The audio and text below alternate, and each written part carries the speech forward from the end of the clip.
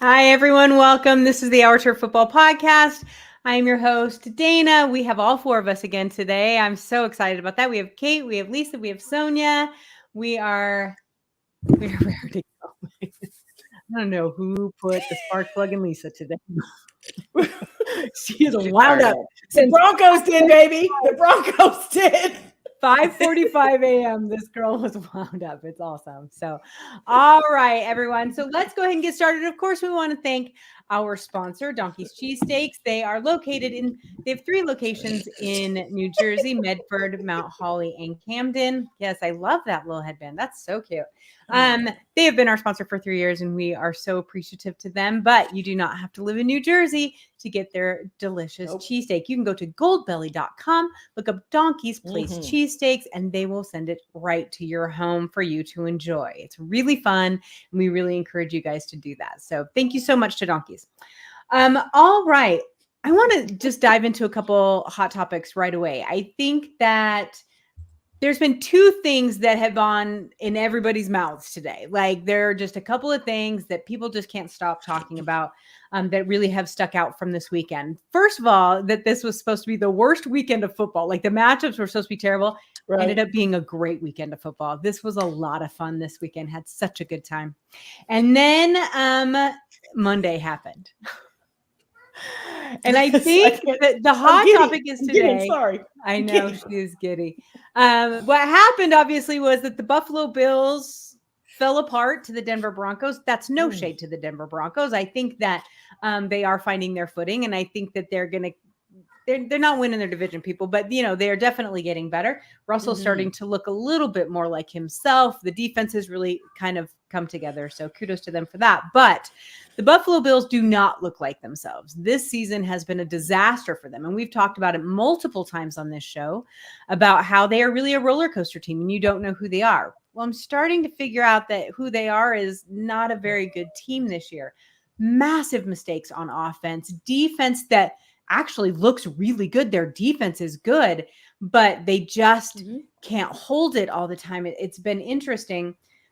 So today they fired their offensive coordinator just because, I don't even know what the deal with this is. So I want to know from all of you guys, what are we feeling about the Buffalo Bills? Sonia, I want to talk with you first. We're going to let Lisa go last because she's going to go on. But Sonia, where are you? Excuse me. Where are you at with the Buffalo Bills? This isn't who they thought that they were. I think they, last night they looked just not good at all. It was almost like the past couple of years. I don't want to discredit the past couple of years, but it just went poof in a second. And I don't know what that is all about, but Josh Allen just looks kind of lost out there, just disjointed. The defense looks at least serviceable and okay. They actually are ranked really high. Yeah, they are. And I think that's always been their calling card, will be their calling card, but their offense is just in shambles. And, last night they hung in there, but they just made too many mistakes. And that's not typical of a Buffalo team. And right now, I'm not sure where they are. Yeah. It was interesting to me, Kate, today that I was listening to, radio, sports radio all day. I basically don't listen to anything but Sirius XM NFL radio in my car. And they were talking about the Bills today, and they were talking about how Josh Allen has always been a running quarterback. That's who he was. That's what they wanted. And they've pulled him back from that. They're not letting him run. I think he had 13 yards yesterday, which is just not who he is. And he looked frustrated with it. Do you think, and then they equated that to, that's why he's forcing these passes, because he feels like he has to make these passes. He's too, they said aggressive, but really they just feel like he's off. What do you think with Allen? Do you think they need to just go let him be himself, or is there a bigger problem here? They need to let him be himself. Yeah, absolutely. That offensive line is not great. And if he doesn't trust them and he doesn't believe in him and he doesn't believe they have, the muscle to protect him, he's rushing his throws. If they would let him take off a little bit and do some either scripted quarterback runs or on an RPO, the option be for him to run the ball. Right. I think he does better when he's looking for a lane to run in when he feels the pressure, as opposed to when he's got to throw that ball. And maybe getting rid of the offensive coordinator will give him the opportunity to find somebody who will let him get back to where he's more comfortable. Agreed. All right, Lisa, I know you were thrilled with this loss, but if you can look at it a little analytically, maybe. Yeah, I can. Yeah. I mean, I think there's some questionable calls.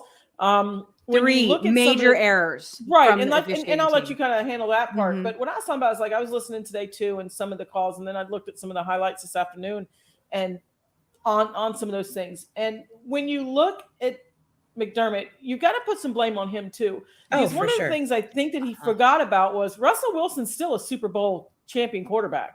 And when you pull a zero blitz on him at the end of a game, and you still got, what is it, Jordy? I can't think the Broncos wide receiver right now. One-on-one, he gonna hit it. I'm sorry, he's gonna hit it. This isn't Zach Wilson. You're gonna confuse. So I kind of put some blame on him too. There was some questionable blitzes that he called. I mean, especially towards that end of the game, when all you really had to do was like try to keep him in front of you. At least make it not a chip shot field goal. You could have, where they had stopped him before that penalty was, it still would have been a good 40, 50-yard field goal.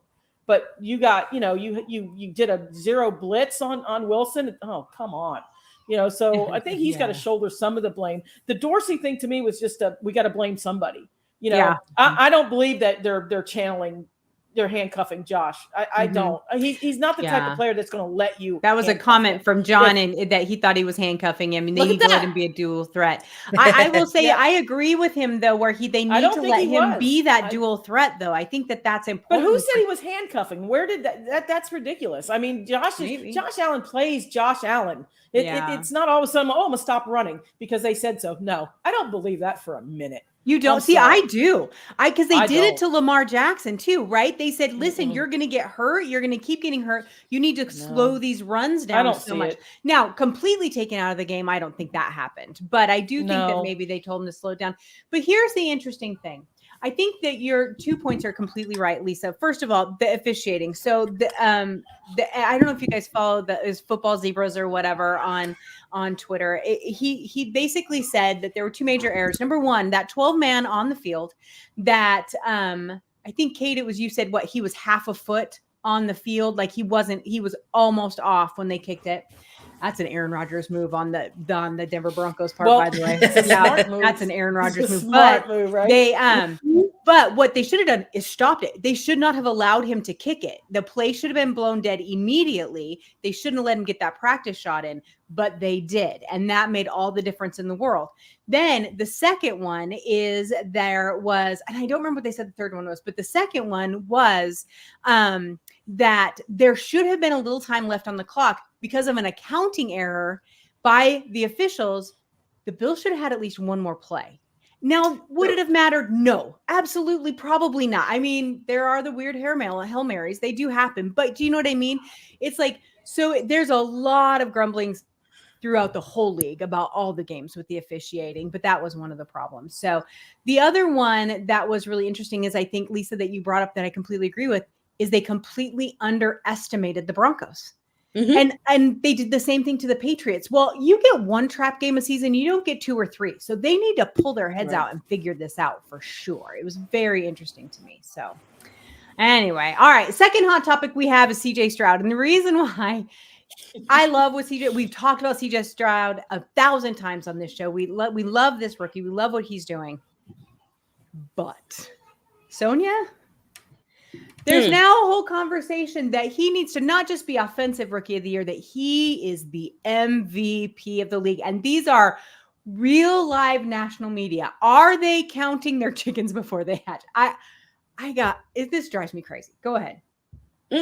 Because who has made a bigger difference, I think, right now to their team than him?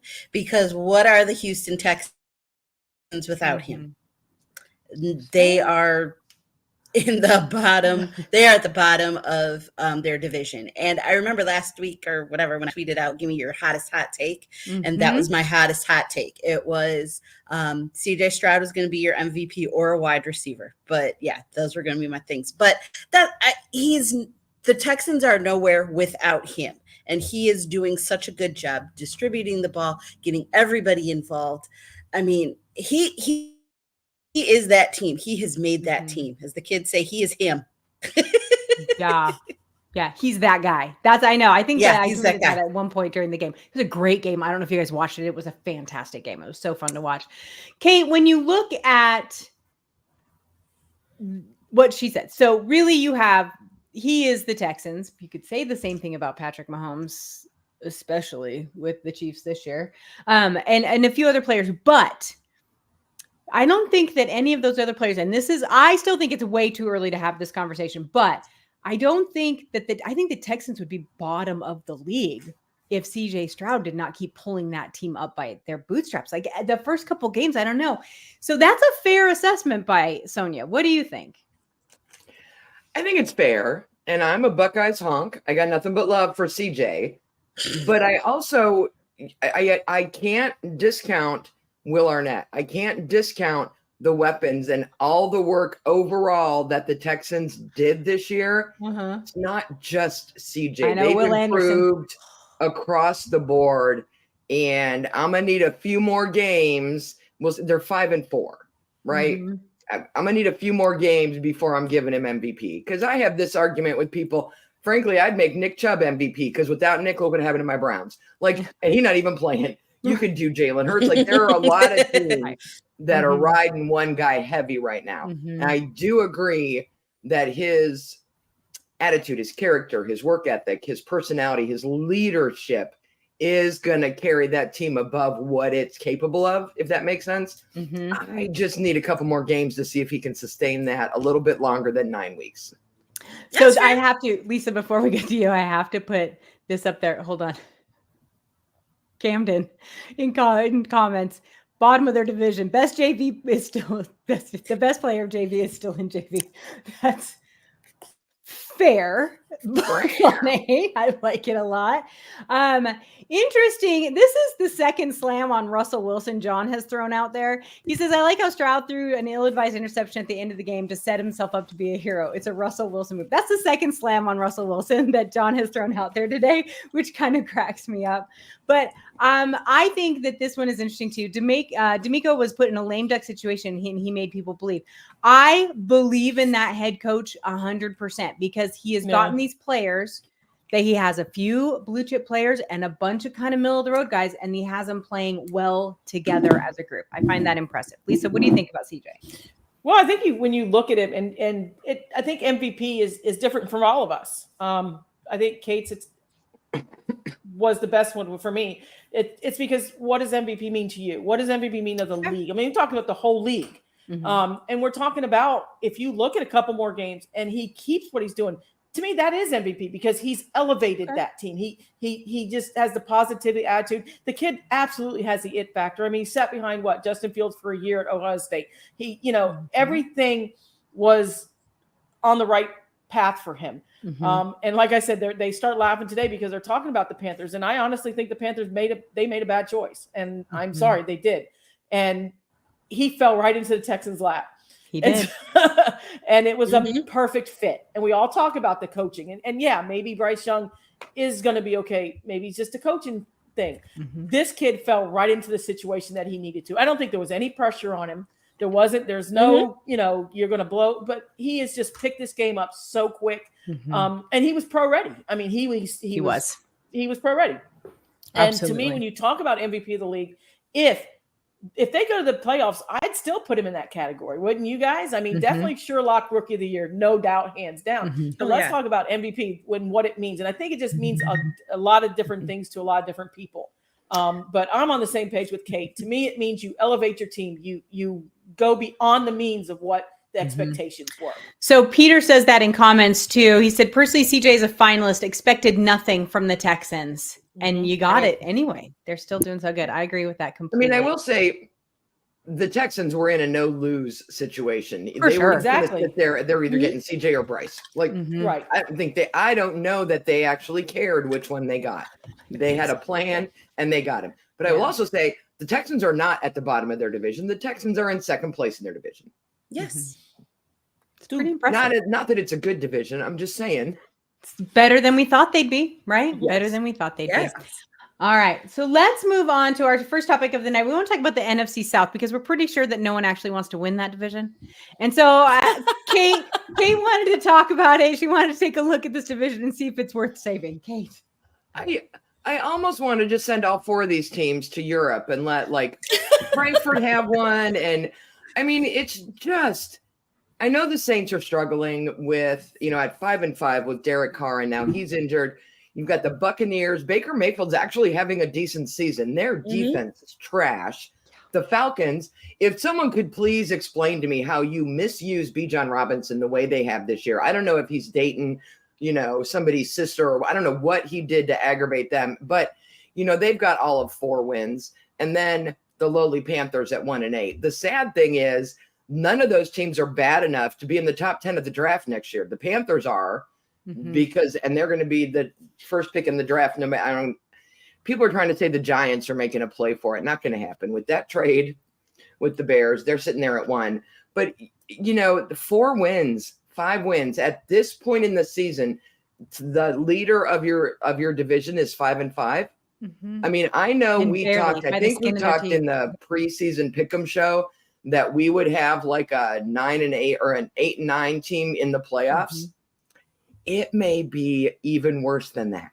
The winner of this division may have 7 wins. I've looked at their schedule coming up, and I'm just like, if that happens, there have to be conversations in the offseason at the NFL league office about redoing how you get to the playoffs, because you can't just win your division. It should be a minimum number of games. Because when you have 11-12, and we are going to see at least one 11 or 12 win team miss the cutoff for the playoffs, and a team with 7 or 8 wins gets in.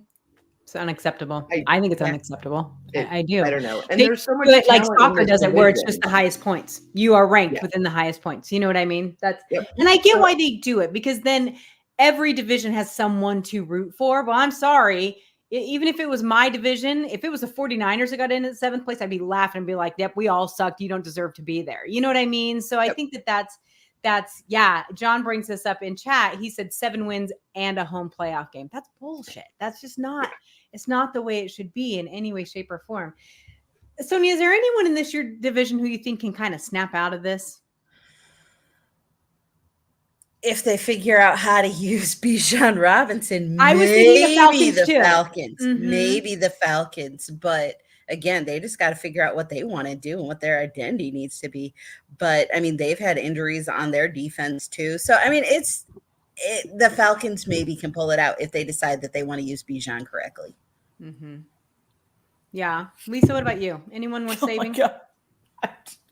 I would go the Bucks if I had to say anybody right now. Right. I mean, the way Baker's playing, I mean, he's playing good ball, but man, they're dropping a lot of balls on him. I mean, I watched the game, the Saints against the Saints. It was, my goodness, every single ball, they just seemed like they dropped, and that's not his fault. He's putting it on the money. He's playing his heart out. I mean, Mike Evans, when he dropped a touchdown, he had it right in his hand. He dropped it, and I mean, that's uncharacteristic. So I think, but as far as like looking at these teams, I'd have to say the Bucks right now are the best team in this division. Yeah. I have little to no faith in the Saints anymore, even when Derek Carr was there. They just are so inconsistent. And I thought Jameis actually played pretty well when he came in. I was impressed with what he did, but at the same time, I don't know. I was with you, Sonia. I was thinking, if no one else, the Falcons. I thought that the Falcons could maybe, I'm sorry. I have a hair in my mouth. Sorry. But you have hair in your mouth. I had a cat problem. I had the cat. Did you see my parents? She kept trying to hit my table, and it's all of a sudden it's like, I want attention. So John brings up an interesting point in chat. He says, so if you can't get to the playoffs by winning your division, why have divisions? I've been arguing that point for years. I don't think there should be. Wow. I think it should just be go. I say you have East, you have NFC, AFC, go. But that's how it works in soccer, and I love the way they do there. So I was about to say, I would have 2 soccer, instead of right? 4. I would just have 2. I was about to say, Dana's on that soccer football. So much more sense. So much more sense. I mean, I would do it an AFC North and an AFC South, and then an NFC East and an NFC West. So you have 4, 8 teams in each, and then you play everyone in your division twice, and then you have 2 buys, and then we deal with everybody else. God, we could play out this Because game that's all the day. problem, right? You couldn't play everyone in your division twice. Let's see, I can't do math. There are 8 teams in a division. We do it that way. Playing everyone twice would be 14 games. That would only leave you 3 for other opponents. So it would change. So don't play him that twice. Play him dynamic. once. Play him once. Huh? Don't play him twice. Play him once. Yep. Rotate your ears.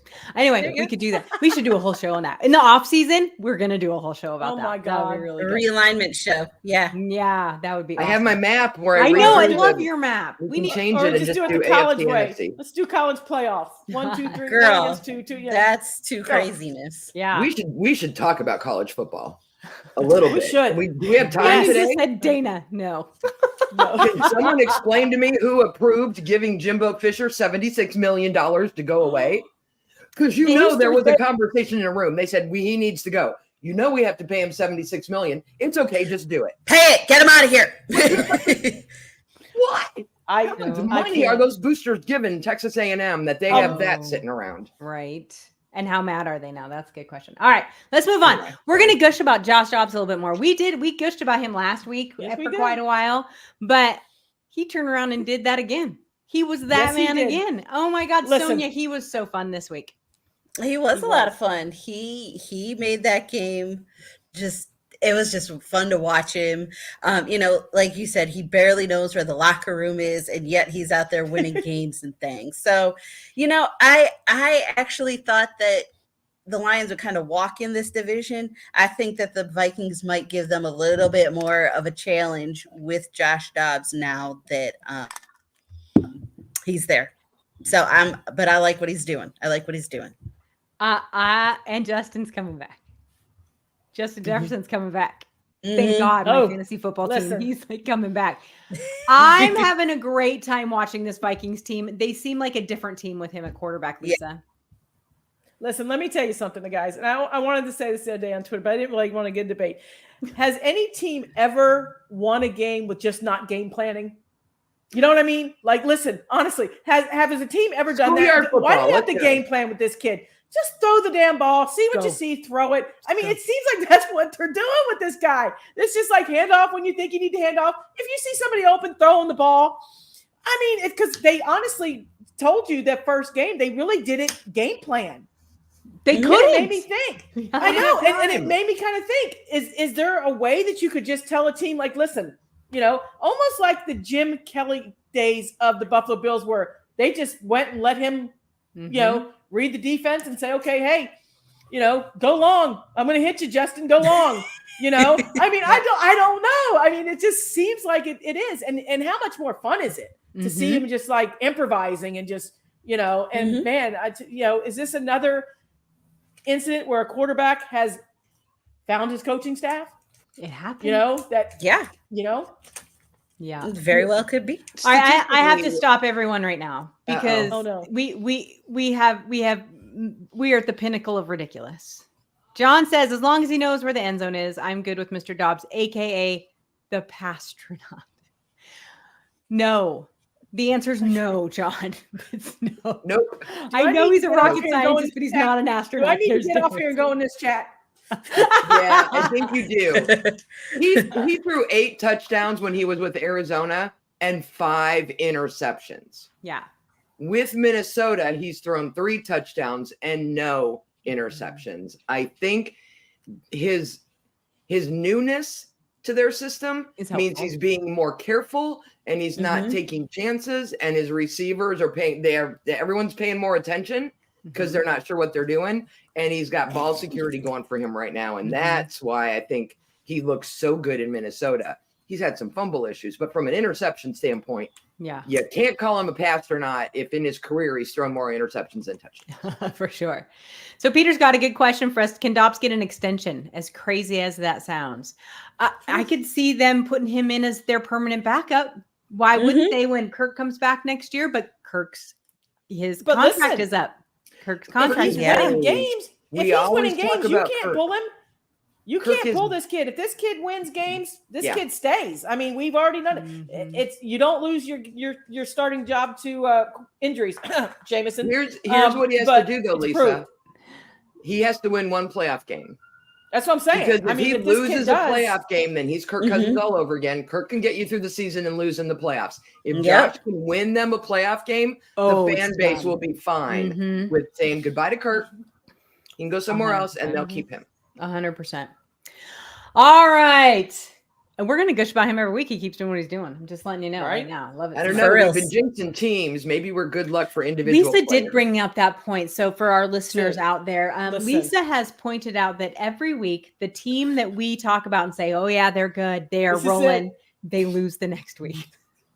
So we're not talking about any of our favorite teams this week. So let's talk about the Jets. I think the Jets are for real. I mean, I don't know. Those Pittsburgh Steelers got some magic going on right now. Mike Tomlin's got them firing on all cylinders. I'm scared of what they're going to do. I think the Jets are going to make a run. Stop it. Oh, my God. Hilarious. You guys are so funny. All right. Well, speaking of those teams, let's take a second and look at the way too early playoffs hunt right now. It is, I mean, we're over halfway through the season. Yes, but still, it's a little early to be having this conversation. Usually this doesn't happen till December, but what the hell? So right now, if you look at, obviously no one has clinched a spot because it's way too early. Can we show, like, between the four of us, if the playoffs started tomorrow, whose teams are in? Look at that, right? Wow. That's awesome. It is not often that we get to do a show with all four of us, and none of us added a little check mark to the loss column this week. It's true, right? By the skin of the Seahawks' teeth. But that's okay. We were one of the 6 games that was decided by a field goal as time ran out. So I think a win is a win. It was. Was it? Did all just win by a field goal? Yeah. All you did. All 3 of you guys did. Hey, because they were talking about it like this was one of the weekends that I think the majority of the scores were 3 points or less. I'm telling you, it was a good weekend of football. It really was. Kate, there's been a lot of comments in our comment section about your jersey, the number 17 jersey. Who is that? I would love to tell you it's Brian Sipe, who is my favorite Browns quarterback that I grew up with. But this is my Dorian Thompson-Robinson jersey. I was shopping my feelings using our Fanatics link. The week that he started, and people were giving him a very hard time. And I'm like, young man, I'm getting your jersey. They started you too soon. They did not set you up well. You go back and sit on the bench. They brought PJ Walker in, and now Deshaun's back. So DTR's got time. But I believe in this kid. I believe enough that I bought an official jersey. When it's his time to play, he will be fine. I love it. So good for you. So there you go, you guys. The number 17 jersey. All right, so let's look at this playoff picture really quick. So if you look at the AFC, obviously the Chiefs are sitting at number 1, 7-2. They did have a bye week this week, obviously. In second place is the Ravens. Third place is Jacksonville. Fourth place is Miami. Then you have the Steelers in 5th, the Browns in 6th, and the Texans in 7th. So we were just talking about CJ Stroud. They are technically in the playoff hunt right now. You look at the NFC, you have the Eagles sitting at 8-1 in first place. The Lions are in second place at 7-2. 49ers are in third place at 6-3. They are tied with the Seahawks at 6-3 for the top of the NFC West, but they have a better division record. So the Saints are at 4. The Seahawks are at 5, the Cowboys are at 6, and the Vikings with Mr. Josh Dobbs are sitting at 7. You guys, looking at these teams who are in there right now, and every other team is kind of muddy underneath of them, right? Like there's been a lot of bad football this year. You look at the 7 teams on each side, which one for the AFC and then the NFC doesn't really belong there? Outside of the Saints. We've already talked about them. So forget the Saints because we know where they're at. That's the easy one, Lisa. You got to think a little harder. So Sonia, if you're looking at who has, like, which one of these teams do you think won't stay there?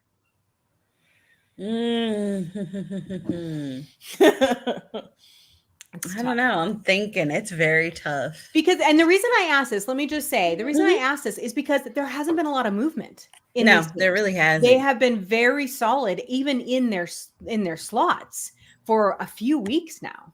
Oh, I hate to say it, but probably the Texans, just because I mean, they would eventually have to go up. I gotta look at their schedule, but I think they're going to go up against some tougher competition.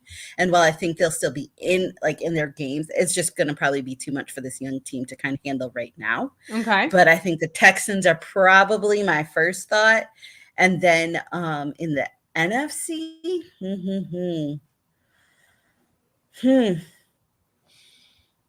I know I'm looking underneath the 7. Okay. And so in 8th, you have the Bucks. In 9th, you have the Commanders. 10th, you have the Falcons. 11th, the Panthers. 12th, the Rams. I mean, the Bears are in 13th. The Panthers are in I mean, it's just there's nothing I don't think there is anybody, right, from the NFC. There really isn't. I mean, to say they don't belong, because the bottom 7, I think, in the NFC is going to be one of those crappy teams. I hate to say it. It's going to be one of those. It's going to be the Bucs or the Saints. I mean, come on. I agree. And I thought maybe the Falcons, like I said, could snap out of it, but I just don't know. Kate, when you look at your favorite division and the AFC, I mentioned this to you before, that they, before the show started, that they were talking on the radio today about how this division is going to shake out. Like they're not all going to keep sitting there. And they reminded us of the 11-0 Steelers that didn't win a playoff game and, things like that. They play each other very well. And I even put a tweet out there. I'm like, there's only one word for divisional games. And it's weird because divisional games are just different. Almost a win-loss doesn't even matter sometimes. But how do you see your division actually shaking out when it finally is all said and done? Ravens, Browns, Bengals, and they're interchangeable. And then Pittsburgh. Pittsburgh is scoring on average 15 or 17 points a game and giving up 20. They had 2 blowouts, and all the rest of their wins are by 3 points or less. They are squeaking by, and that is going to catch up with them because that offense isn't good. It's going to catch up with them. So I agree with you guys on the NFC. I just don't think there's anyone it's not about which team at the top is going to fall down. It's about which team from the bottom is going to come up. In the AFC, I think the Bengals have a lot of potential to get up, especially with some division games coming up and the way that they play. And if Joe Burrow and Jamar Chase get on another roll, the Bengals can very easily move up. And so I would, in my heart, like the Steelers to just drop out of there. But I will tell you what, and this will probably shock the 3 of you, that Jacksonville performance against San Francisco this weekend, one of their 3 blowout games, they put up 3 points. Their defense gave up 34. I don't know what that was, but I am jumping off the Trevor Lawrence train until they turn this around. Would not shock me if they fall out of that and the Bengals move up. There's no way all 4 teams in my division are going. No. And I jokingly say that I have the best division in football, and I don't think that I do. I think there's a lot of talent in a lot of other divisions, but I do think, especially if you look at the standings, we are the most competitive division. 100%. There's not like a 7-win and a 2-win. We are all, and depending on what happens this week, we could all have 4 losses. Yeah. We're just waiting for the Ravens on a bye. Let me pull out some of these comments in the comment section. So John says the Vikings might falter down the stretch. They might. Yeah, Josh Dobbs, the shine might come off of him. There might be some problem, but getting Justin Jefferson back is not going to hurt in any way, shape, or form. Camden says that the Seahawks are finally healthy this week, but her second comment is very interesting. The Seahawks are literally about to play the playoff schedule starting in 2 weeks. And what she means by that is we play the Rams this week, which is a divisional game. Weird. But then we play the 49ers on Thanksgiving. Then we play Dallas the next Thursday. Then we play the 49ers again. And then we play the Eagles. So literally the playoffs. It's tough. Right? And so that's going to be a really tough schedule for Seattle. We'll see where they sit at the end of all of that. And so it's a couple of other little things. John also put in there, he said that he's waiting for Lamar to finish off a big game because he seems to fade in the fourth quarter. He sure as hell didn't against the Seahawks, and he didn't the week before. But last week against his divisional opponents, John, I completely agree with you. That's why I think those divisional games are so weird. And yet we're discovering how important they are with seeding with these higher level teams compared to some of these the other teams that are kind of down there in the middle. So interesting as it is. And the Pittsburgh Steelers are so confusing. I think that they lose every like bracket and statistic, but managed to win a game. It makes no sense. It's making the stat nerds go crazy. That is absolutely so true. Power is. rankings nuts too. So I think that we will, probably see a little faltering from them. I'm pretty sure too. So It has been interesting. A little news Camden put up in comments that I forgot I was going to ask you about before the show. So near and dear to my heart, I absolutely love this player. He's one of my favorite players in football. Bruce Irvin is going to the Detroit Lions. Sonia, you are so lucky. He is so good. He's part of that great 2012 draft class from Seattle. He's an older guy. He's great. He's a rotational player, but he is the heart and soul of a team. I'm so excited for you to get him. He is so fantastic. So he'll be great for the Super Lions. excited about He's that. a Dan Campbell kind of a player. Like he loves Pete Carroll, but he plug and kind play of guy. yeah. Fourth I think- quarter when the other guys are tired. Yeah, he'll be there. He's gonna motivate him. Yep. Yeah, I I'm can't very wait. excited. I just absolutely love Bruce Irvin. So that's exciting. All right, you guys. Well, that is our show for this week. Next week, just preview all the Thanksgiving Day and the Black Friday game. God, that's stupid.